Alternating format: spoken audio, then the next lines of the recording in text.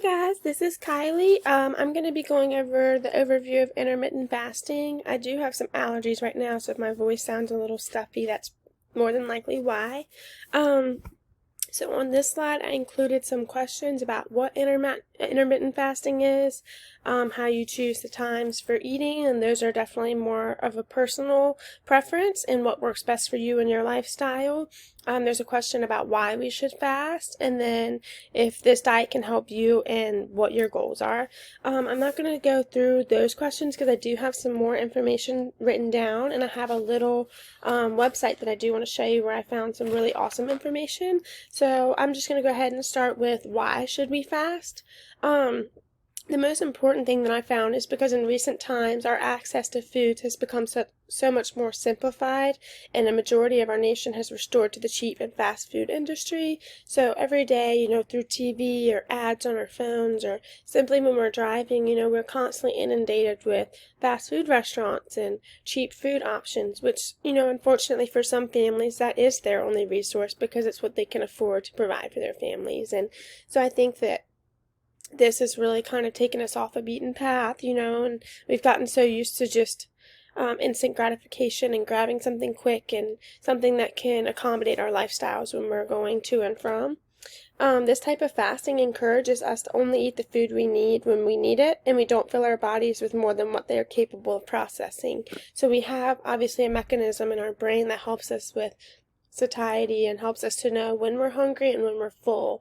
And sometimes when we're eating these empty calories, our bodies still stay hungry because they're so nutritionally deprived, whereas the calories are being met and our stomachs are being filled, but our body's like, I need energy and I need this and I need that in order to function properly. And that's why we find people that are feeling really sluggish and they just feel their body aches and things like that. And it has a lot to do with what they're putting in their bodies. So I'm going to switch over to this little website. It's got more questions, and I just thought it was really awesome website that provided a lot of information for me that I didn't even necessarily know. So I'm going to go through some benefits of this fast and this diet. One thing that I thought was really cool that I don't think that you find in a lot of other diets is that it slows the aging process because it keeps the mitochondrial networking youthful. So this helps, we've always learned the mitochondria is the powerhouse of the cell. So if our powerhouse is slowing down, then everything else is going to slow down too, right? So this kind of, keeps that state, it keeps it going, it keeps it youthful and spry, which is awesome for us personally. And of course it helps us to lose weight like most other diets do. That's probably the main goal of this. It increases lipolysis, which is fat burning and breakdown in the body. And then after a period of time, your hormones start to change because of your lifestyle and your eating habits. And then these hormones then go on to further facilitate weight loss. It has a lot to do with our skin because, if we're drinking, especially when you're a teenager, if you're drinking lots of soda, those sugars and those oils are going to make your skin break out, whereas that still continues through, years of diet and things like that. It's not just when you're a teenager that your food affects your skin. So sometimes when you take a longer extended break from digestion and when you give your body those 8 hours to not, like if you're following a 16-8, if you give your body those certain amount of hours to not eat, then, it's your digestion gets a break, and that kind of kicks in your body's detox mechanism. So your body starts thinking like, okay, I don't need this. I'm going to start flushing this out because this is not good for me. I don't need that. Another really cool thing is that it improves resistance to oxidative stress, which this is not something that I'm very informed about, but I do think that it was awesome because we've learned about, free radicals and the damage they can do to our bodies, and sometimes these are a result of oxidative stress. So if we can fast and diet and prevent that from happening, then we can prevent so many more things that the free radicals cause. It reduces inflammation, it improves our brain health by lowering blood sugar and insulin resistance, which we learn is a very rampant issue that we have going on right now in our nation, and with lots of people, and sometimes not even people that are obese. Like I have an aunt, she I think she's very healthy for her body type. She's, a good weight, but she's got diabetes, and this was something that she was diagnosed with about 10 years ago, and it's just where her body has become so resistant to insulin. It also simplifies meal prep. So if you think about it and if you know you have to eat between these certain hours, you can go ahead and plan like, okay, well, I have to make meals within this time frame, and I'll scroll down and let y'all see that, sorry.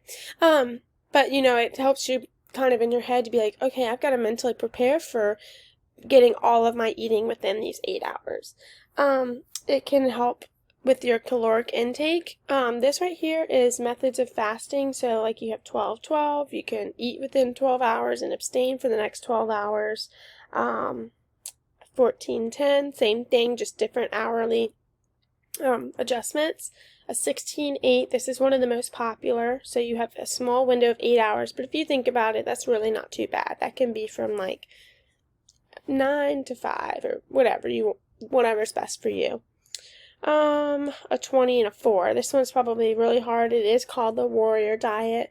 So, obviously 20 hours is a big window not to eat, but this is for people that have probably committed to this, and, it says that it's based on the eating patterns of warriors in the days of old. So, obviously, like war tactics and soldiers and things like that had to eat sparingly, this is for them.